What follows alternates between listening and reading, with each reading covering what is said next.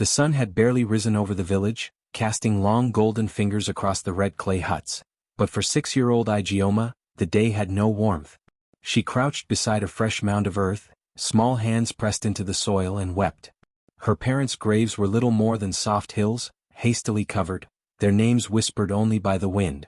The villagers had buried them quietly, almost as if burying them without ceremony could erase their memory. Yet, in Igioma's small chest, grief swelled like the rising river in the rainy season, unstoppable and deep. Her parents had been healers, women and men who knew the language of herbs and whispered to the spirits of the forest for guidance.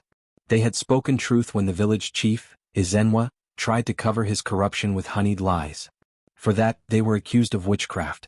They had not resisted, they had only tried to live honestly. And now, Igioma was left alone in the village, an orphan in a place that wanted to forget them entirely. She pressed her face into her tiny hands, letting the tears fall freely. They soaked the earth at her knees, carving tiny channels in the clay. Each drop carried the weight of her sorrow, a language only the earth seemed to understand. It was during one of these crying spells that something strange began to happen. The soil softened beneath her, pulsing faintly, humming in a low, almost musical tone. Igioma felt it under her fingers, a vibration, subtle but unmistakable. She froze and lifted her head, staring at the ground as if expecting her mother or father to rise from it. "They hear me," she whispered, her voice trembling. "They're listening." An old woman, wrapped in layers of cloth that smelled of smoke and herbs, stepped from the shadows of the nearby forest. Her eyes, pale and knowing, settled on the child. She did not speak at first, letting Igioma's tears fall and mingle with the softened earth. Then gently she crouched beside the girl. "They do," the woman said softly. "The earth remembers what the tongue forgets. And tears carry truth into the soil." Igioma sniffled and looked up at the stranger, a faint spark of hope in her eyes. "Even if no one else listens?" "Especially if no one else listens," the woman replied, brushing a hand through the girl's hair. "The earth never lies, child. And your grief is a powerful voice. One day it may grow into something that speaks for more than just you." The girl tried to imagine such a thing. A voice that could rise from the ground, that could speak across the village and tell people the truth. She could see only her small, lonely self and the mound of earth where her parents lay. But as the tears continued to fall, the soil beneath her trembling hands began to change. Tiny beads of moisture sparkled in the sunlight like scattered gems. It was as though the earth was responding to her, acknowledging her sorrow and giving it weight. "I don't want to be alone," Igioma said, her voice breaking. "I want them back. I want to hear them again." The old woman nodded, placing a gentle hand over the girl's. "No one can bring them back, child. But the world has ways of remembering those who were taken too soon. Sometimes those memories grow into life itself." The wind picked up, rustling the tall grasses around them, carrying faint whispers that Igioma could almost recognize. She tilted her head, listening, and imagined the voices of her parents in the rustle. Her mother's calm, soothing timbre and her father's deep, steady encouragement. She wanted to believe it was real, and in her heart she did. That night, after the villagers had gone to sleep and the moon hung low and silver in the sky, Igioma returned to the grave mound. She knelt, pressing her palms against the soil again, whispering to the stars and to the wind. "If truth dies, let it rise through roots," she murmured. The words felt alive on her tongue, carrying weight beyond her small body. The old woman had left her at the edge of the forest, silently promising to watch over her, and Igioma felt less alone than she had in days. As the stars reflected in her wet eyes, something tiny shifted in the soil beneath her palms. A faint vibration, almost imperceptible, hummed through her fingers, as if the earth itself was acknowledging her plea. In that quiet moment, Igioma understood. Though she was small, though she had lost everything, her tears were not wasted. They were seeds, scattered by sorrow, waiting for the right time to grow into something that could no longer be ignored. The village slept unaware that beneath their feet, a story was beginning to write itself in the soil. A story of truth, grief, and endurance. And in the center of it all knelt a little girl, weeping but unbroken, her voice carried silently by the earth that listened, waiting for the day it could speak. Days passed after that first night at the grave, and Igioma returned every evening, her small hands digging gently into the soft red earth. The mound, once ordinary, now hummed faintly under her touch. Each tear she shed seemed to seep deeper, carrying fragments of memory, fragments of truth that the world around her tried to bury. And then one morning she noticed something unusual. A tiny green sprout had pierced the surface of the soil where her parents lay. It was fragile, no taller than her hand, with a single leaf unfurling toward the sky. The sunlight glinted against it as if the plant itself shimmered with life. Igioma's breath caught in her chest. Could something grow from her grief? Could the tears of an orphan, the sorrow of a child, really birth life? "It's you," she whispered to the sprout. "You came because I cried." She knelt beside it, tracing the small stem with her finger. The soil beneath seemed to hum stronger, warmer, as if affirming her belief. "Grow, little one. Speak for them when I cannot." The villagers, however, noticed too. When they saw her crouched beside the tiny sprout, murmuring and weeping, they called it cursed. "A tree born from sorrow," they whispered. "The spirits are restless." Mothers pulled their children away, old men shook their heads, and even the village chief, Izenwa, heard the rumors. He feared it as a sign of witchcraft. Igioma did not care. Each evening, she returned to water the soil with her tears, singing softly to the sprout, weaving stories of her parents into the tiny plant. "This is for truth," she said, "for all that is silenced." The leaves quivered with each word, responding to her voice. And sometimes, when the wind blew just so, the sprout hummed back, a faint vibration through the soil that sent shivers up her small spine. The story keeper returned one evening, stepping silently from the shadows of the forest. Her eyes, pale and knowing, rested on the child and the sprout. "It listens to you," she said. "It will grow stronger, and it will carry what cannot be spoken aloud. But be careful, little one. Some will try to destroy what they do not understand." Igioma nodded solemnly. "I will protect it," she promised. "Even if the whole village tries to cut it down, I will not let them." The wind whispered through the trees, carrying faint voices. Igioma imagined her mother and father speaking through the rustle of leaves. "Grow, little one," her father's voice seemed to say. "Let the world remember what is true." Weeks passed. The sprout grew, stubborn and bright, its single leaf becoming 2, then 3. Igioma began to notice a subtle change. Where her tears touched the soil, the plant seemed to pulse. It bent toward her words, leaning into her voice, and at night, under the silver light of the moon, it glowed faintly like a living ember. The child felt an almost mystical connection to it, a reassurance that she was no longer entirely alone in her grief. Izenwa, hearing whispers of the sprout, became fearful. He had always ruled through fear, keeping lies and falsehoods hidden beneath a mask of authority. Now, rumor spoke of a child whose sorrow was giving life to a tree that whispered truth. He ordered the villagers to destroy it. "Cut it down," he commanded. "Burn it. Leave nothing behind. That child's grief is dangerous." That night, armed with machetes and torches, the villagers crept to the grave mound. Igioma ran ahead, her small hands trembling but her determination unwavering. "No!" she shouted, throwing herself over the sapling. "You cannot touch it. This is truth. This is my parents." The villagers hesitated, murmuring nervously. The old men felt a chill in the air, the kind that made their bones ache. As they raised their blades, lightning split the sky, illuminating the field in sudden silver. Rain began to fall, not heavily but in fine, steady sheets that kissed the soil. And then, something miraculous happened. The sapling glowed faintly from within, the leaves shimmering as though lit by an inner fire. The blades touched the soil, but the tiny plant did not falter. When a torch came close, the flame recoiled, bending around the sprout as if invisible hands were shielding it.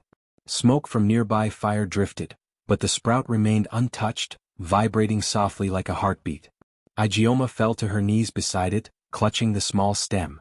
Tears streamed down her face, mixing with the rain. "You are safe," she whispered. "No one can silence you now. Not him. Not anyone." The story keeper stepped forward, her voice calm yet commanding. "Some truths are too strong to die, child. You have planted one with your tears. It listens, it remembers, and it will not be destroyed. But remember this, the stronger it grows, the more it will be tested. Lies fear it, and those who wield them will strike out of desperation." As the villagers retreated, unsettled and awed, Igioma remained beside the sprout, her fingers pressing into the damp earth. She whispered stories of her parents to it, tales of their courage and love, their healing and wisdom. And at night, when the moon rose, she would hear a faint vibration through the soil, like the sprout was replying, a soft, living echo of her voice. In that moment, Igioma understood that grief could be a kind of magic. That tears, when given freely and fully, could plant seeds of defiance. And that even in a village that tried to forget, even under a chief who thrived on lies, A child's sorrow could become a living, breathing witness, a tiny tree that refused to be silenced. Years passed and the village changed, but not for the better. The people learned to keep their heads low and their mouths shut. They spoke in whispers, fearful that even the air might betray them. The chief, Izenwa, now older but more dangerous than before, had built his power on silence. His lies were as thick as the dust that clung to the huts, and just as hard to wash away. Under his rule, the village had forgotten laughter. Children were forbidden to ask questions during lessons. Storytelling, once the heartbeat of every evening, was silenced. Even the griots, those who carried the village's history in their songs, were forced to sing only praises of Izenwa. Truth had become a crime, obedience a prayer. But at the edge of that fearful world stood something the chief could not erase, the tree that grew from Igioma's tears. It was no longer a sprout.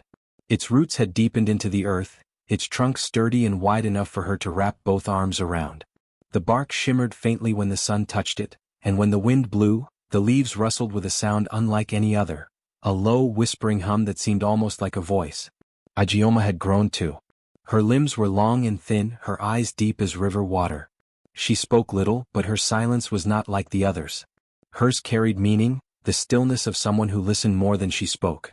She still lived near the forest's edge, tending herbs as her parents had done, and every evening she came to the tree. She would rest her palm against the bark and close her eyes. The ground beneath her feet pulsed faintly, alive with some unseen rhythm. Sometimes, when the wind shifted, she thought she heard words woven in the rustle of the leaves. "We are here," they whispered. "We remember. We see." Rumors began to spread once more, the kind that travel even when tongues are afraid to move. Villagers said that when they passed by the tree at night, they heard whispers, names, confessions, hidden truths spoken back to the air. "It tells secrets," they said. "It knows what we hide." At first no one dared to approach. But fear has a way of feeding itself. Izenwa heard the whispers and grew uneasy.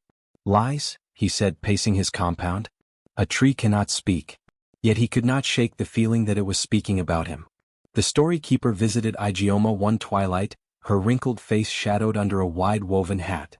"The tree grows wiser," she said. "It drinks from the roots of memory. It hears the lies that stain this land." Igioma's fingers traced the glowing bark. "Then it knows too much." The old woman smiled faintly. "Truth always does. That is why it is feared." Izenwa's fear turned to paranoia. He began to hold councils in secret, forbidding even his advisors from mentioning the girl or her tree. He had built his power on deceit, twisting stories to his favor, and the idea that a whispering tree might undo all he had created haunted him. One evening, a hunter returned from the forest pale and trembling. He claimed that the tree had called his name, and that when he answered, the leaves had rustled with his greatest sin, how he had stolen another man's snare and let him take the blame. By morning, the hunter had confessed before the entire village, unable to keep his secret any longer.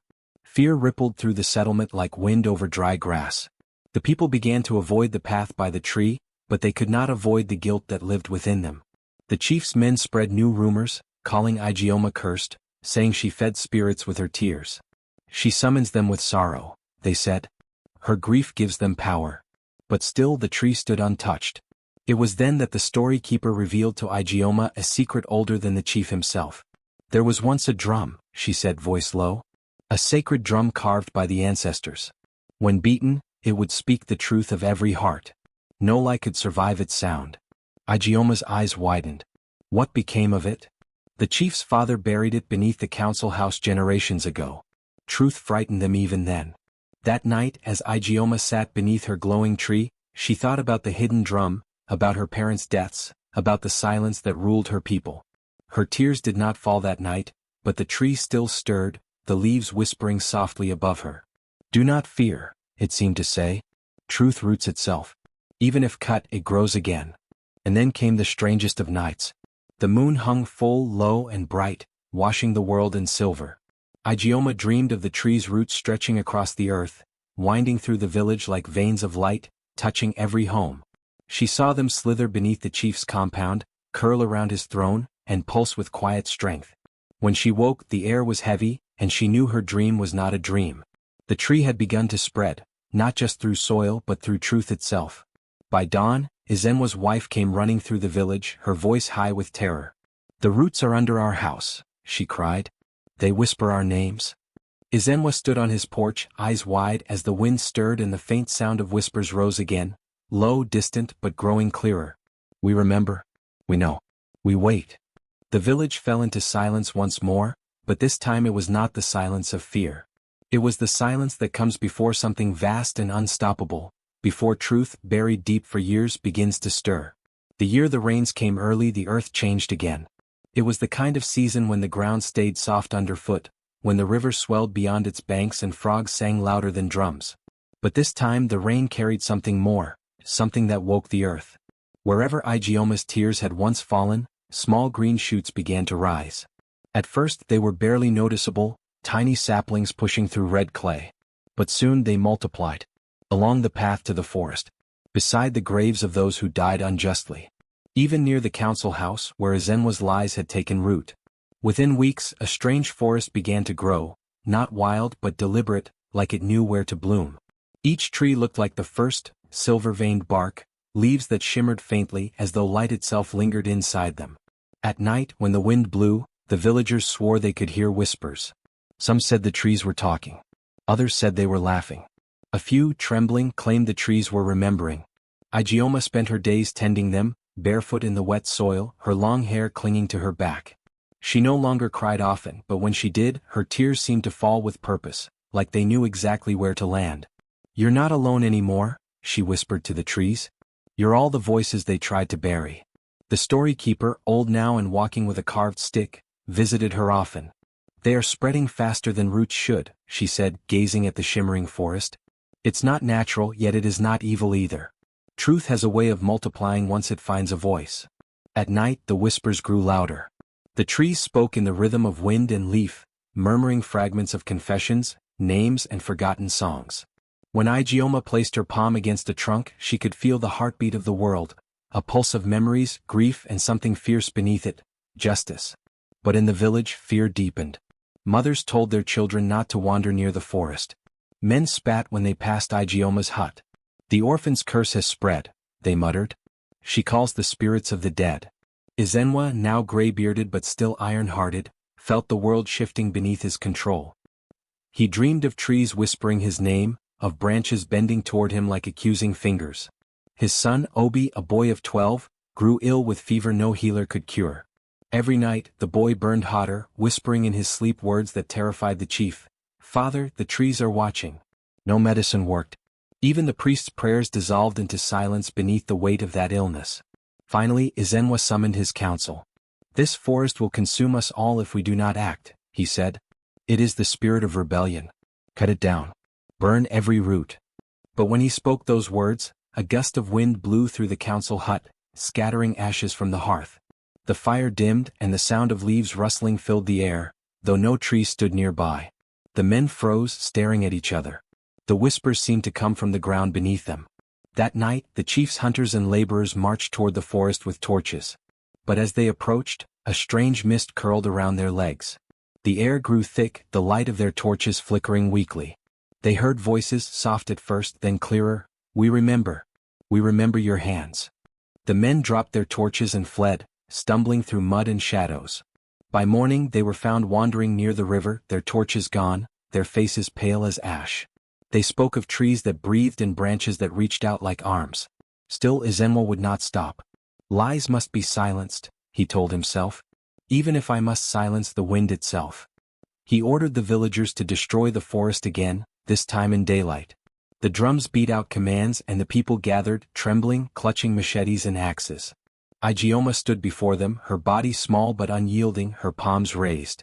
"You cannot kill what speaks truth," she said, her voice calm but carrying through the air. "Cut one root and 10 more will grow.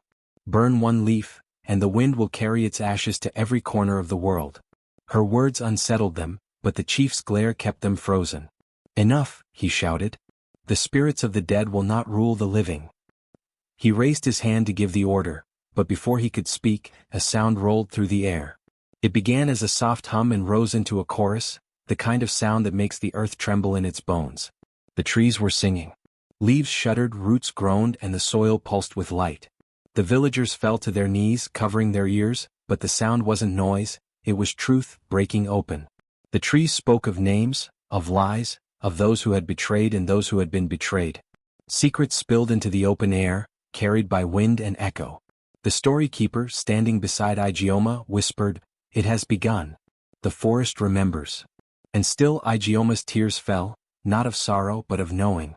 Wherever they touched, more saplings sprang from the ground, small and glowing, weaving together until the first tree stood surrounded by thousands. By dusk, the forest had thickened, stretching toward the village, its edge touching the first houses. The chief watched from his compound, heart pounding, eyes wide. His son lay pale and sweating inside, whispering the same words again and again. "The trees know, father. They know." Izenwa slammed the shutters closed, but the whispers slipped through the cracks, brushing against his ears like wind through reeds. "We remember," the forest said. "We remember your lies." He covered his face but the sound did not stop. The trees had multiplied, their roots deep and unstoppable. And in every leaf, every rustle, every shadow, the truth he had buried for years was growing stronger, waiting for the moment to rise and speak his name aloud. By the time the next rainy season arrived, the forest had swallowed half the village. Paths once lined with red earth were now tunnels of silver bark and glowing leaves. At night, the trees murmured so loudly that sleep became impossible. It wasn't just whispers anymore, it was chanting, rhythmic and rising, like a heartbeat growing restless beneath the soil. The villagers were terrified. Children covered their ears, elders muttered prayers, and the priests locked themselves inside their shrines. No one dared go near the forest except for Igioma. She alone could walk through the glowing maze without fear. The trees bent their branches as she passed, their roots parting beneath her bare feet. They called her Child of Tears, their voices softer when she was near. But the peace she felt there did not last. The air was thickening, heavy, charged, waiting. One evening, she reached the heart of the forest and saw the first tree again. Its bark was darker now, veins of gold pulsing faintly like lightning beneath the surface. When she laid her hand on it, warmth flooded her arm, followed by a rush of memories that were not hers, voices, faces, pain. "The truth is ready," the tree murmured. "But will they listen?" she whispered back. "If they do not, the storm will teach them." That night, thunder rumbled though the skies were clear. Lightning flashed across the horizon without rain. The air smelled of smoke and iron. And in the village, every lie began to tremble. Izenwa, now hollow-eyed and sleepless, sat in his father's old chair, clutching a gourd of palm wine. His guards had abandoned him, his priests had fled. He had ordered fire after fire, yet the trees grew thicker with each attempt to destroy them. Their roots crept into his yard, pushing up through the stones, coiling around the steps. When he tried to sleep, he heard his father's voice whispering from the dark corners of his hut.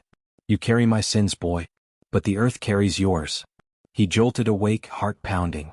The sound of wind outside grew louder. But there was no wind, only voices. "Izenwa. Thief. Murderer. You buried the healers. You silenced the truth."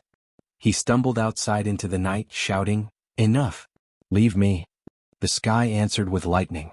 The bolt struck a tree just beyond his yard, but instead of burning, the tree burst into light, bright white fire that didn't consume but revealed. Within its glow, faces appeared in the bark. Men and women the chief had wronged, farmers he had cheated, healers he had condemned. They were all staring at him. Izenwa fell to his knees. "What do you want from me?" The voices merged into one deep, steady echo. "Confess." In the forest, Igioma could feel the same moment. The air vibrated beneath her skin. The trees were restless, their roots twitching like nerves. She knew the time had come, the moment the truth would no longer whisper but speak. She ran toward the village, her white cloth whipping in the wind. When she arrived, lightning was striking all around, but it did not burn. Each bolt hit a tree, igniting it in ghostly flame, revealing visions of the past.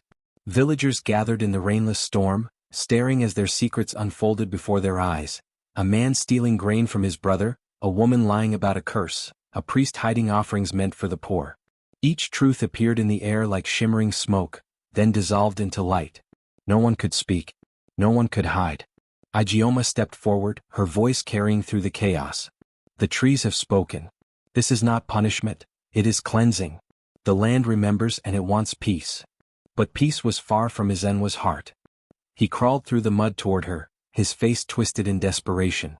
"Make it stop, Igioma," he cried. "You did this. You brought this curse."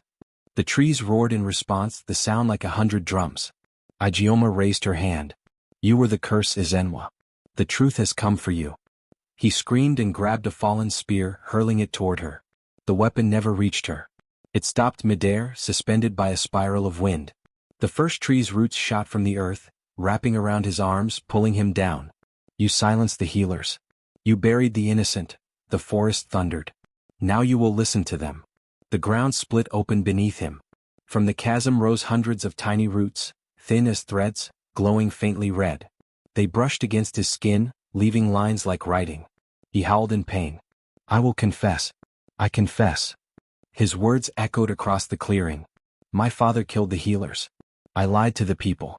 I burned their truth. The trees quieted. The lightning stilled. The glow around the forest dimmed to a soft silver. Izenwa collapsed, gasping, his eyes wide with terror and awe. Ijeoma knelt beside him, rain finally beginning to fall from the dark clouds above. You cannot fight the earth, she said softly. It always remembers. He looked up at her, tears mixing with mud. Will it forgive me? She shook her head slowly. Forgiveness is not in roots or trees. It is in what you do after truth finds you. He bowed his head, broken. The rain fell harder now, washing away the ash and dust. By dawn the storm had passed. The sky was clear again, the air cool and heavy with the scent of wet bark. The villagers walked among the trees, silent, humbled. Everywhere they looked, they saw traces of words glowing faintly on the trunks, names, memories, truths once buried. And in the heart of the forest stood Ijeoma, her hands pressed against the first tree. She could feel her parents' warmth within it, faint, eternal. Is it over? She whispered. The voice came like a sigh of wind. Truth never ends, child. It only sleeps between storms. She smiled sadly. Then I will watch for its waking. As the sun rose, a rainbow stretched across the sky, its reflection trembling in the puddles beneath the trees. And for the first time in years the village was silent, not out of fear but out of reverence. Because the truth had finally spoken, not with words but with roots, rain, and the voice of a little orphan whose tears had become the memory of the earth. The dawn that followed the storm was unlike any the village had seen. The air was heavy and strange. It shimmered, thick with electricity, as though the world itself was holding its breath. Every leaf glistened with rain, but no bird dared to sing. In the heart of the forest, the tree of echoes stood taller than ever before. Its trunk had widened, veins of light pulsing through its bark like rivers of fire beneath skin. Its roots sprawled across the ground, glowing faintly, connecting every corner of the land. It was no longer just a tree, it was the heart of the earth itself, alive, awake, listening. And that morning it began to call. The wind carried its voice through the village, a deep, resonant hum that vibrated in bones. Pots rattled. Doors creaked open. The people, frightened yet drawn, followed the sound. One by one they gathered beneath its vast canopy, where sunlight filtered through silver leaves and turned their faces ghostly pale. Ijeoma stood near the trunk, her white cloth soaked from the night's rain, her eyes red with sleeplessness. She did not need to summon them, the tree had done it on its own. She could feel its heartbeat beneath her palm. It was steady, powerful, ready. When the last villager arrived, the ground shuddered softly, and the leaves began to whisper again. The sound was like a drumbeat, deep and rhythmic, building and building until silence broke like a dam. Then the tree spoke. Let truth be wind. The words rolled like thunder. The villagers gasped and clutched one another. The wind rose, circling them. The leaves spun in spirals, and the trunk of the great tree began to shimmer with faint images, scenes drawn from memory, from secrets buried in shadows. Madu, the voice called. You stole from your brother and blamed your son. The man fell to his knees, shaking. I will return it. The wind hissed, then passed him by. Abony, the voice continued, you watched your sister starve while you feasted. The woman sobbed, pressing her face to the ground. Forgive me. The air trembled, softer this time, forgiveness, perhaps, or warning. Then came more names. Chike, who lied to the healer. Ngozi, who hid her neighbor's child and claimed her dead. Ifeoma, who betrayed her oath for silver. Each confession struck the air like a drumbeat. The villagers wept openly now, faces streaked with tears and mud. Truth poured from them like rain, unstoppable. The ground beneath them pulsed, drinking their sorrow, their repentance. But then the wind changed. It grew sharper, colder. The silver leaves began to twist violently, their edges slicing through the air like blades. Thunder rumbled overhead, though no clouds could be seen. The people turned, frightened, for they knew whose name would come next. Zenwa. He stood at the edge of the crowd, pale and trembling, his once rich garments torn and stained. His eyes darted between Igioma and the glowing trunk. "You don't have to do this," he muttered, voice cracking. "You've already won." Igioma did not speak. The tree did. Izenwa. The sound of his name carried through the entire valley. "Your lies fed on her tears. Your greed poisoned the roots. Your father's evil lives in your tongue." The wind howled. The branches thrashed as though in pain. Izenwa clutched his ears, stumbling backward. "Stop," he shouted. "Stop speaking my name." But the voice rose higher, fierce and relentless. "You killed the healers. You drowned her truth. You silenced the orphan's cry." Lightning tore through the sky, striking the ground near his feet. The villagers screamed, scattering in terror. But Igioma stood unmoving, her eyes locked on him. "Izenwa," the tree said again, its tone lower, almost sorrowful now. "Your lies fed on her tears. Now drink what you sowed." The air split open with a deafening crack.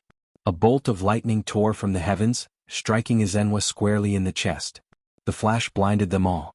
When the light faded, he was on his knees, his body still, smoke rising faintly from his skin. Then slowly his mouth opened, and a sound unlike any human cry poured out. It was his own voice, echoing and echoing, swallowed by the wind, drawn into the hollow trunk of the Tree of Echoes. The villagers froze. The sound of his voice did not fade, it circled the forest, repeating in low, distorted waves. "Lies, lies, lies." The word became part of the air. Part of the roots. The tree bent low, its massive branches stretching over Izenwa's lifeless body like arms closing around a grave. Then it straightened again, shaking the earth with the force of its movement. Silence. Only the rain began to fall again, soft, steady, endless. The villagers sank to their knees. Some prayed, others simply wept. The air felt cleaner now, lighter, as though a great weight had finally been lifted from the land. Igioma stepped forward. She touched the trunk gently. It was warm beneath her hand. "Is it done?" she whispered. The voice that answered was softer than before, not thunder, not wind, but something gentler. "The storm has spoken. Let silence heal." The leaves above shimmered once, releasing droplets that glowed faintly before falling. They landed on faces, on open palms, cool, cleansing. As the rain fell, the last echo of Izenwa's voice drifted through the forest, faint and hollow. Then it was gone. The villagers bowed their heads in unison, the ground beneath them damp and fragrant with rebirth. Only the sound of Igioma's heartbeat filled the air, steady, human, alive, mingling with the rhythm of the rain. The truth had not destroyed them. It had freed them. And though the wind still whispered through the leaves, it no longer carried accusation, only remembrance. "We remember." The Tree of Echoes stood tall against the stormy sky, its roots deep, its branches reaching far, a monument of sorrow, of justice, of the orphan whose tears had taught the world to listen. Seasons passed, and the valley that once echoed with cries and storms began to hum with peace. The earth healed slowly, quietly, as if afraid to disturb the memory of what had been. Where Izenwa fell, a small sapling grew.